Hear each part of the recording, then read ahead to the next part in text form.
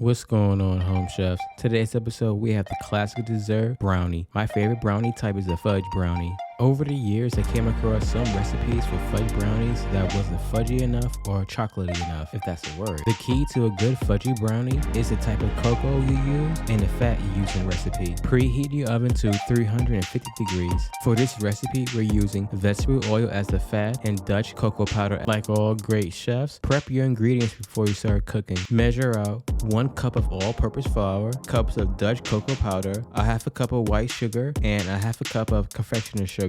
Break up any lumps if you have any. Measure out 1 cup of semi-sweet chocolate chip, 1 tablespoon of vanilla extract. You'll need 1 1/2 tablespoon of espresso powder, 1/2 a cup of vegetable oil or your oil of your choice, 1 teaspoon of salt, 3 large eggs, and 2 tablespoons of water.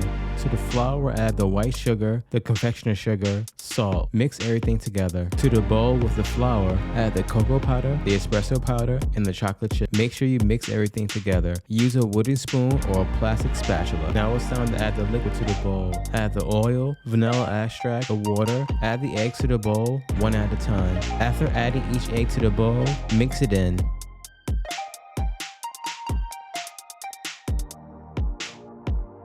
Add some parchment paper to a 9x9 baking dish. Try to trim as much as the parchment paper as you can. Pour your brownie mix into the pan. Spread the batter in the pan. Bake for 34 minutes. After 34 minutes, remove from the oven and let rest for 1 hour before you cut. After letting your brownies rest for 1 hour, you can cut the brownies any way you want. I'm doing the standard 12 cut. The brownies came out moist and fudgy. The oil and the powdered sugar really helped the moistness for the brownie. The espresso powder added a kick to the chocolate flavor.